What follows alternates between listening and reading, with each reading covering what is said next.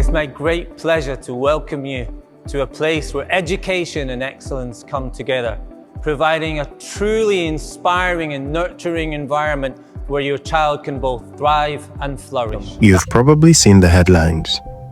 Charterhouse opens its gates. Rugby school comes to Nigeria. Eco Atlantic Academy sets a new standard. At first glance, it sounds just like more private schools popping up. But slow down. These aren't just any schools. These are institutions that have taught royals, prime ministers, and some of the world's richest families. And now, they've decided Lagos is the place to be. Charterhouse Lagos is already up and running in Aja, Lagos. Yes, that Charterhouse. The one from the UK with 400 years of history. Governor Sanwo-Olu himself even paid a visit. That's not small talk. Then there's the Rugby School, Nigeria. Opening in Eco Atlantic City by September 2025. A Nigerian extension of one of Britain's most prestigious schools. Another high-profile player is also making an entrance. The Eco Atlantic Academy. Eco Atlantic Academy is being developed by ITB, a subsidiary of the Shagori Group, developers of the Eco Atlantic City. Spanning an impressive 30,000 square meters, the academy is designed to offer a holistic learning environment that caters both to academic and extracurricular development. The campus will feature modern classrooms, comfortable dormitories, spacious canteens, a state-of-the-art swimming pool, a fully equipped gym, and a large auditorium for events. Additionally, students will benefit from a serene courtyard for socializing and studying, as well as a football field to promote athletic growth. This is basically opening the floor for high-profile modern educational institutions in Eco Atlantic City. But why Lagos? And why now? Well, it's part strategy, part opportunity. On one hand, Lagos is booming in business, in infrastructure, in population. On the other hand, the demand for high-quality education that rivals what's available abroad is hitting record highs. And with the UK tightening its immigration rules, especially for international students and their dependents, families who would have once sent their children to the UK for sixth form or GCSEs are now looking inward. These British schools saw the market shift and moved quickly. So, what does this shift mean for the local education landscape? And more importantly, who are these schools for exactly? Here's the deal. These schools aren't set up in Nigeria to serve the average middle-class family. Let's not pretend. The target audience, Nigeria's ultra-wealthy elite. Think politicians, oil execs, top-tier CEOs. These families are who, under normal circumstances, wouldn't blink at spending £30,000 a year on tuition in the UK. Now, with the UK student visas getting harder to secure and dependents no longer welcome, they're asking, why not just bring the same education home? These schools are giving them exactly that. The same curriculum, the same accents, the same school uniforms, even without the cost and hassle of international relocation. Take Charterhouse Lagos, for instance. It's already rumored to be one of the most expensive schools in Nigeria. It's not just about books and classrooms. It's about prestige. Being able to say, my child goes to Charterhouse, carries a certain weight. Rugby School Nigeria will start in September 2025 and we will start with the sixth form, year 12.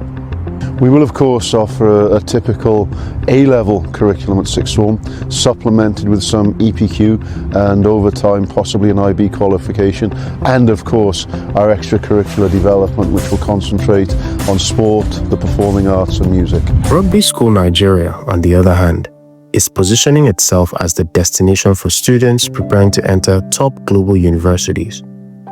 A-level programs, international teaching staff, state-of-the-art facilities, all without stepping foot on British soil. But let's pause here and ask a deeper question. Who's left out? Because as much as these schools are a big win for a specific class, they're also a reminder of the widening gap in access. These institutions are catering to an extremely narrow segment of society. If you're not part of that elite group, if you can't afford $20,000 or more per year for your child's education, then, well, these gates aren't really open for you. It's something worth thinking about, especially as more of these schools start showing up. Is this really about schooling or something else entirely? Picture this. A brand new city rising straight out of the Atlantic. Glass towers, marina views, and tucked between them, campuses with crests that read founded in 1567 and established 1563. That, in a nutshell, is Eko Atlantic City, marked as the future Dubai of West Africa. And it's where Rugby School Nigeria and Eko Atlantic Academy have planted their flags. Classrooms overlook prime waterfront plots that sold out before the first piling rig left the shore. Now, schools like these don't just teach, they pull gravity. Parents who can pay 15 million naira a term don't want a 2-hour commute. They want penthouses, a 5-minute drive away, and developers are only too happy to oblige. So, every new classroom block quietly bumps up the price of the nearest luxury apartment, which then nudges up land values in surrounding districts. Before long, neighbors that once felt miles away from Victoria Island start speaking the language of service charges and concierge lobbies. The upside: shiny infrastructure and fresh jobs in construction, retail, even security. The downside? Long-term residents watching rents crawl beyond reach. Every plot that goes to an elite school is a plot not going to public parks, affordable housing, or community colleges.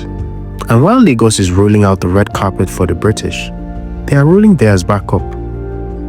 From January 2024, most international students can no longer bring spouses or kids to Britain, unless they are PhD researchers. At first talk from conservative leader Kemi Badenoch about strict caps and population balance, and the message is clear: fewer visas, fewer dependents, tighter borders. Here's what will work. Deport all foreign criminals. Mandatory age checks, no more pretending to be kids. Tougher visa rules and salary thresholds. Disapply the Human Rights Act to immigration cases, no more abusing human rights laws to dodge deportations.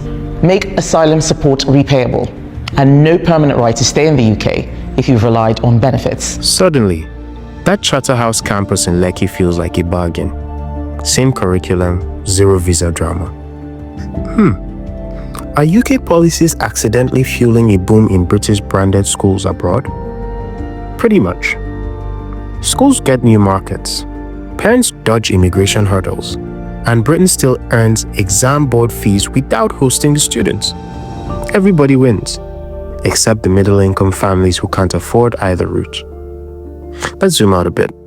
This whole British school wave, it's not just about classrooms and uniforms. It's about business, big business. When public schools struggle, overcrowded classrooms, unpaid teachers, outdated material, people start to look elsewhere. And in Lagos, the elsewhere has turned into a booming market. Private education is exploding, and investors, both local and foreign, are seeing it as the next gold mine. But it's not just about the schools they invest in, it's the land around them. When a Charterhouse or rugby school shows up, property values don't just go up, they skyrocket. Developers are racing to build school-adjacent housing estates, malls, clinics, anything to serve the families coming in. You see a school pop up in Lekki, and suddenly every block around it is being cleared for luxury flats or gated communities. Education is the product, but real estate is the game. So yes, there's money to be made. Because here's the thing, every school built on prime land is a long-term investment in how a city grows.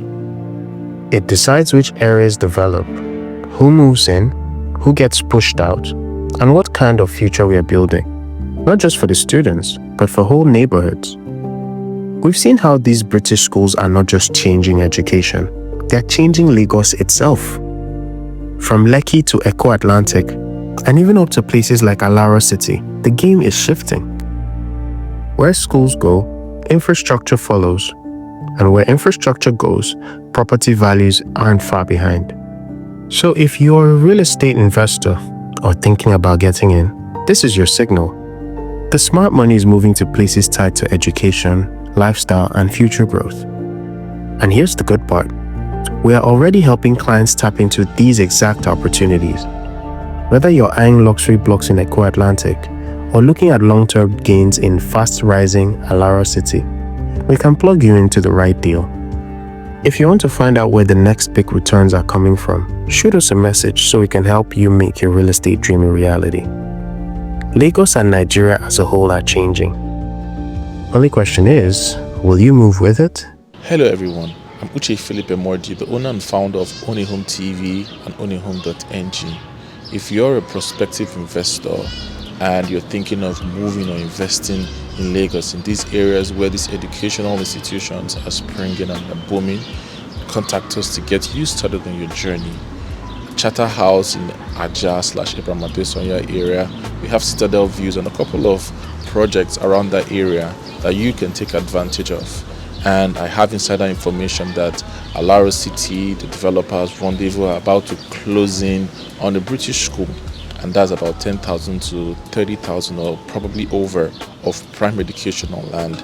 And you know, for long term, these developments and these private investments will contribute to the equity and also rental yield year on year in these areas. So contact us to get you started on your journey. This is the Ownahome TV show. Here at Ownahome, we believe owning a home, owning a property should not make you lose sleep. So we are committed to giving you the very best property recommendations and inside the real estate gist. See you at the very next video. Bye-bye.